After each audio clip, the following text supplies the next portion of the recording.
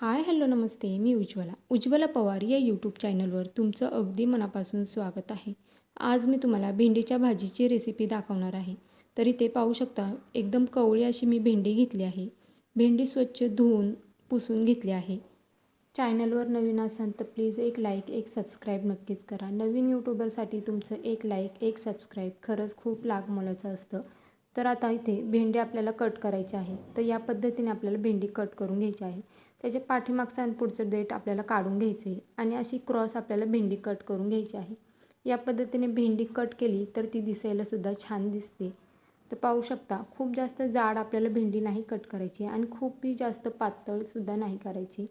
तर व्हिडिओमध्ये दाखवते त्याच पद्धतीने आपल्याला ही भेंडी कट करून घ्यायची। अशा पद्धतीने त्याचे पाठीमागचं आणि पुढचं देठ काढून घ्यायचे आणि मग या पद्धतीने आपल्याला ही भेंडी कट करून घ्यायची। बऱ्याचदा भेंडी किडीची सुद्धा असते, त्यामुळे ती कट करताना एकदा व्यवस्थित पाहायचं आहे। तर या पद्धतीने आपल्याला ही सर्व भेंडी कट करून घ्यायची आहे। आता संपूर्ण भेंडी मी कट करून घेते आणि मग मी तुम्हाला दाखवते।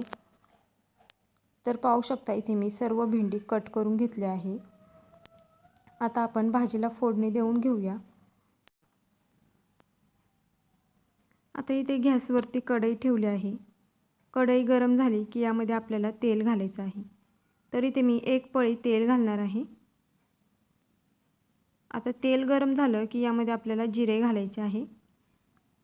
जिरे फुलले की यामध्ये आपल्याला लसूण घालून घ्यायचं आहे। तर इथे मी 7 ते 8 लसणाच्या पाकळ्या ठेचून घेतल्या आहेत।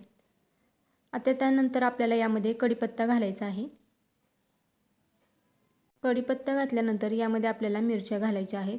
तर इथे मी 8 ते 9 हिरव्या मिरच्या बारीक कट करून घेतल्या आहेत। तुम्ही मिरच्या तुमच्या आवडीनुसार कमी जास्त करू शकता।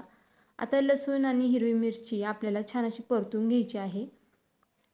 लसूण हिरवी मिरची परतली की यामध्ये बारीक कट केलेला कांदा घालायचा आहे।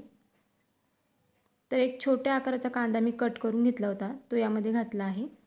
आता यामध्ये एक छोट्या आकाराचा टोमॅटो देखील मी कट करून घेतला आहे, तो यामध्ये घालून घ्यायचा आहे। आता कांदा आणि टोमॅटो 1 मिनिटभर आपल्याला परतून घ्यायचा आहे। टोमॅटो घातल्यामुळे भेंडीच्या भाजीला टेस्ट खूप छान येते। आता 1 मिनिटभर मी हे सर्व परतून घेतलं आहे। आता यामध्ये आपल्याला हळद घालायची आहे।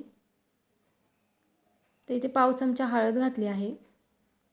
हळद घातल्यानंतर यामध्ये आपल्याला थोडंसं हिंग घालायचं आहे। आता हे हळद आणि हिंग तेलामध्ये परतून घ्यायचं आहे। त्यानंतर इथे आपल्याला भेंडी जी आपण कट करून घेतली आहे ती यामध्ये घालून घ्यायची आहे। आता सर्व व्यवस्थित मिक्स करून घ्यायचं आहे। त्यानंतर यामध्ये आपल्याला चवीनुसार मीठ घालायचं आहे।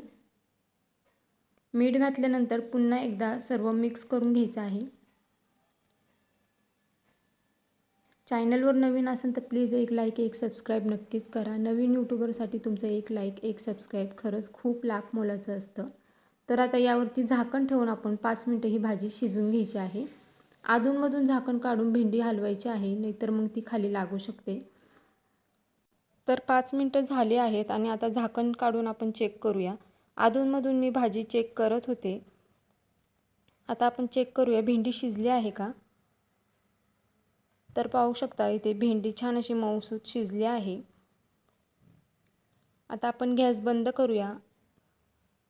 तर कशी वाटली तुम्हाला माझी आजची ही भेंडीच्या भाजीची रेसिपी हे मला कमेंट करून नक्कीच सांगा। चॅनलवर नवीन असाल तर प्लीज एक लाईक एक सबस्क्राईब नक्कीच करा।